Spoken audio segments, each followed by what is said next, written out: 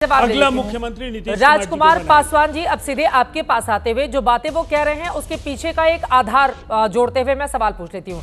देखिए, चिराग पासवान ने 2020 में एनडीए से अलग चुनाव लड़ा था, तो फिर वोटों का बंटवारा हो गया, फिर भी इन लोगों के लिए मुफीद स्थिति आपके मुकाबले रही थी। अब तो चिराग पासवान भी साथ में है, जीतन राम मांझी जैसे दलित नेता, और वहीं भारतीय जनता पार्टी का अपना वोट बैंक है, और साथ में नीतीश कुमार तो है ही।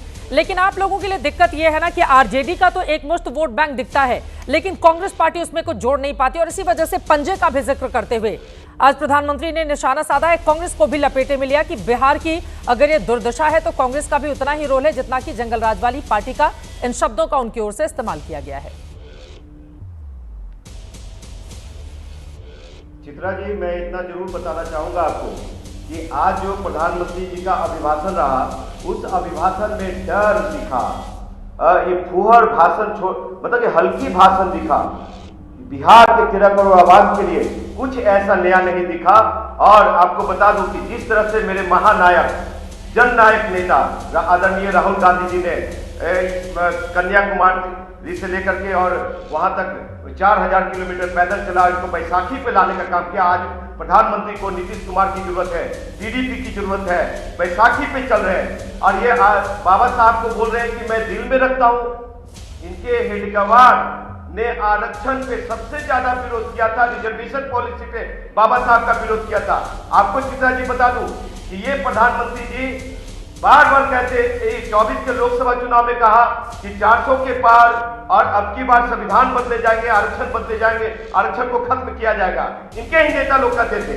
और आपको बता दूं कि वही जब बैसाखी पे आए तो लोकसभा सदन में जाके उसी संविधान को सर से लगाते हैं। बिहार में मैं आता हूं और आप अपने कांग्रेस पार्टी के विचारों पे आता हूं। आप जो बार बार कह रहे हैं, पूरा बिहार के 13 करोड़ आवाम देख रही है राहुल गांधी की तरफ और महागठबंधन की तरफ। आपको बता दूं चित्रा जी कि जिस तरह से दलित नरसंहार हो रहे हैं इस एनडीए सरकार में, सबसे ज्यादा दलित की बेटियां मारी जा रही है, दलितों के हक छीने जा रहे हैं, 5 डिसमिल जमीन नहीं दिए गए आज तक, यहाँ के युवा नौजवान बेरोजगार है। आपको बता दूं कि ये एक रोस्टर के तहत जो रिजर्वेशन पॉलिसी है, तो सरकारी एम्प्लॉयमेंट है, जो सरकार में जो कर्मचारी लोग हैं, तो उन लोग को हाई कोर्ट का हवाला देकर के पदोन्नति में प्रमोशन नहीं दिया गया अभी तक। वो SC ST है, कौन लोग हैं? SC ST, और स्वर्णों को रिजर्वेशन दे। अगर वो हिम्मत एनडीए सरकार में, तो क्या कहते हैं केंद्र में भी चित्रा जी। अरे सवर्णों को रिजर्वेशन नहीं दिया गया है, सवर्णों में जो गरीब है उनको रिजर्वेशन दिया गया है। कहाँ आप लोग, मतलब इतना भी हेट ठीक नहीं है ना। सवर्णों में जो गरीब है उनको रिजर्वेशन दिया गया है, और बाकी दलितों में, एक सेकंड सुनिए मेरी बात, जो दलितों में राजकुमार पासवान जी सुनिए, चाहे चिराग पासवान हो, चाहे आपकी पार्टी हो, चाहे किसी की भी पार्टी हो, जो क्रीमी लेयर वाले लोग हैं ना, जो अरबपति और करोड़पति लोग हैं, उनको ये समझना चाहिए कि दलितों का हिस्सा वो मार रहे हैं। क्रीमी लेयर को अपने आप को अलग कर लेना चाहिए। आप लोगों को भी समझना चाहिए इस बात को। राजकुमार पासवान जी, हाँ, जिम्मेदारी आज राहुल गांधी की बात कर, क्या जिम्मेदारी पासवान? राहुल गांधी कौन सी जाति से आते हैं? कौन सी जाति से आते हैं राजकुमार पासवान जी? राहुल गांधी बताइए जरा, कौन सी जाति के हैं राहुल गांधी? क्यों नहीं मोदी साहब? राहुल गांधी कौन सी जाति से हैं बताइए। अगर जाति पर ही आपको यहाँ पर बातचीत करनी है, आपके पास कितने मुद्दे हैं गिनाने के लिए बिहार के? वहां पर स्कूल का मुद्दा है, मजदूरों के पलायन का मुद्दा है, बेरोजगारी का मुद्दा, घूम फिर के आ जाते हैं जाति पर। मैं आपसे पूछ रहा हूँ, वही जाति हर एक पार्टी इस समय कर रही है, हर पार्टी कर रही है, बीजेपी भी कर रही है, मैं किसी को इनकार नहीं कर रही हूँ। राजकुमार पासवान जी, राहुल गांधी कौन सी जाति से हैं? राहुल गांधी कौन सी जाति से हैं? राहुल गांधी कौन सी जाति से हैं? सुनने की ताकत रखिए। अरे एक सवाल मुझे नहीं जानकारी है, राहुल गांधी कौन सी जाति से हैं? सुनने की ताकत रखिए। सर, राहुल गांधी कौन सी जाति से हैं? क्या है? कौन सी जाति? मेरी कौन सी जाति है? अरे आपकी जाति क्या है? अरे मेरी कौन सी जाति है? राहुल गांधी मेरी जाति के हैं, मेरी कौन सी जाति है? हिस्सा है।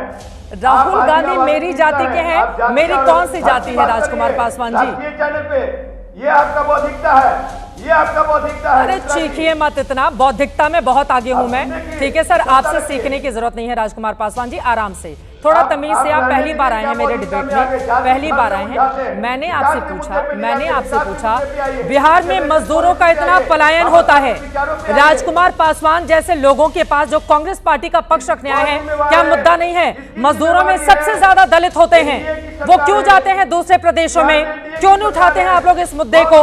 वहां पर गरीबी है, बाढ़ में 6-6 हजार रुपए दिए जाते हैं लोगों को, सबसे ज्यादा दलित जाति के लोग होते हैं, क्यों नहीं उठाते हैं आप लोग इस मुद्दे को? और फिर यहाँ पर बैठकर आप बात करेंगे दलितों की। मैं तो हैरान हो जाती हूँ सर, जब आप लोग गरीबों की बात छोड़कर, सबसे ज्यादा नुकसान होता है दलितों को, सबसे ज्यादा नुकसान होता है। कवरेज की है मैंने बिहार में जाकर, जब बाढ़ आती है, फिर बाढ़ का मौसम आ गया, बाढ़ में लोगों के 10-10 लाख रुपए के मकान गिरेंगे और उनको 6,000 रुपए का मुआवजा दिया जाएगा। गिनाते नहीं है आप लोग। सुनने की क्षमता रखें। अरे सुनने की क्षमता तो नहीं चाहते। राजकुमार पासवान बिहार के 13 करोड़ आवाज तक बात, कांग्रेस पार्टी की बात नहीं जाने देना चाहते, राष्ट्रीय स्तर पे बात देना नहीं चाहते। आप लोग बीजेपी की प्रवक्ता बनी पड़ी है। खुश हो गए कह के 2-4 बार और बोल दीजिए बीजेपी के प्रवक्ता, फिर मैं बाकी मेहमानों के पास जा रही हूँ। 2-4 और बार बोल दीजिए, आपको तसल्ली हो जाए।